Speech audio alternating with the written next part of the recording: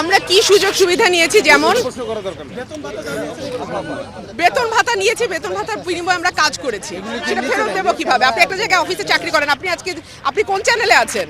যেই চ্যানেলটা যদি আপনি ছেড়ে দেন কোনো কারণে, চাকরি ছেড়ে দেন, আপনি কি বেতন ভাতা ফেরত দেবেন?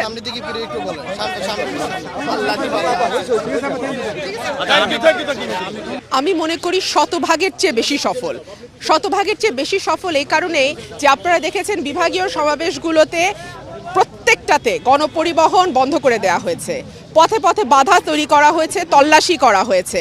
আমাদের 7-8 জন কর্মীকে আমরা হারিয়েছি, গুলি করে পাখির মতো আমাদের কর্মীকে হত্যা করা হয়েছে। আমাদের একজন কর্মীকে বাসায় না পেয়ে তার বৃদ্ধ পিতাকে পিটিয়ে মারা হয়েছে।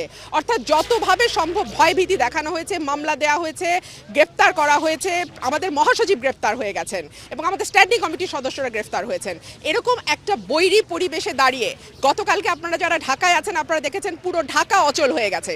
ঢাকায় কালকে যেন কারফিউ চলছিল, কারফিউ দেওয়া হয়েছে, কোনো পরিবহন নাই, কেউ তার ব্যক্তিগত গাড়ি বের করেনি, কোনো গণপরিবহন চলেনি। আমি নিজে হেঁটে প্রায় 3.5 কিলোমিটার হেঁটে আমি সমাবেশস্থলে পৌঁছেছি এবং আসার পথেও আমি একইভাবে অর্ধেক পথ হাঁটার পরে আমি একটা সিএনজি নিয়ে, পরে আমি তাও প্রাইভেট সিএনজির গায়ে প্রাইভেট লেখা, সেই সিএনজি নিয়ে আমি ফিরে এসেছি।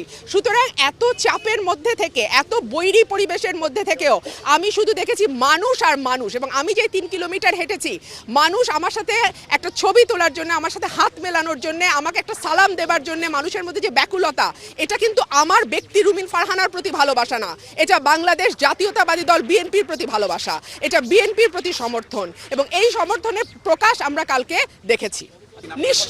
নিশ্চয়ই দেখুন, গতকালকে থেকে মিডিয়ার লিড নিউজ যাচ্ছে আমাদের পদত্যাগের খবর, এবং আমরা যে কথাটি আমাদের প্রধান দাবি, এই সরকারকে পদত্যাগ করতে হবে, নির্দলীয় নিরপেক্ষ সরকারের হাতে ক্ষমতা দিতে হবে, সংসদ ভেঙে দিতে হবে। এই দাবির সঙ্গে সামঞ্জস্যপূর্ণ কাজ যদি আমরা না করি, তাহলে আমরা এই দাবি করছি কি করে? এই দাবি করছি, এবং সেই সাথে প্রথমে আমরা পদত্যাগ করে দেখিয়ে দিলাম যে অবৈধ সংসদ, এই সংসদে আজকের পর থেকে একেবারে পুরোপুরি অবৈধ। কারণ এতদিন পর্যন্ত 7 জন অন্তত নির্বাচিত সংসদ সদস্য এই সংসদে ছিলেন, আজকে থেকে 343 জন সদস্যই অনির্বাচিত এবং জনগণের ম্যান্ডেটহীনভাবে সংসদে আছে।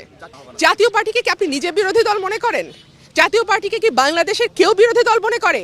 জাতীয় পার্টি নিজেকে বিরোধী দল মনে করে? এই প্রশ্নগুলো উঠছে এই কারণেই যে যখনই আমি একজন সংসদ সদস্য হিসেবে সংসদে দাঁড়িয়ে সরকারের কোনো সমালোচনা করেছি বা দেশের মানুষের পক্ষে কোনো কথা বলেছি, জাতীয় পার্টি থেকে সাথে আরেকজন সদস্য উঠে দাঁড়িয়ে আমার সমালোচনা করে বক্তব্য দিয়েছেন। সুতরাং সরকারের যা করবার কথা, সরকারি দলের যা করবার কথা, সেটা আমরা দেখেছি জাতীয় পার্টি করে দিচ্ছে। সুতরাং জাতীয় পার্টি নিজেকে বিরোধী দল মনে করে, এটা অত্যন্ত পজিটিভ। আমি বিশ্বাস করি বাংলাদেশে যারা যেই দলগুলো গণতন্ত্রে বিশ্বাস করে, ভোটের অধিকারে বিশ্বাস করে, মানুষের মানবাধিকারে বিশ্বাস করে, দেশের সুশাসন প্রতিষ্ঠায় বিশ্বাস করে দেশের সাংবিধানিক এবং গণতান্ত্রিক প্রতিষ্ঠানগুলোকে শক্তিশালী করতে হবে, আইন বিভাগ, বিচার বিভাগ এবং নির্বাহী বিভাগের সেপারেশন অফ পাওয়ারকে বাংলাদেশে ফিরিয়ে আনতে হবে এবং সর্বোপরি মানুষের ভোটের অধিকারকে ফিরিয়ে আনতে হবে, সেই দলগুলোর এখন এক প্ল্যাটফর্মে আসবার সময় হয়েছে। এবং দলগুলো এখন এক প্ল্যাটফর্মে, আমাদের সামনের আন্দোলন সকলকে নিয়েই হবে। এবং আমরা বলেছি যে আগামীতে যদি ইনশাআল্লাহ আমরা রাষ্ট্র পরিচালনার দায়িত্ব পাই, আমরা একটি জাতীয় সরকার গঠন করব।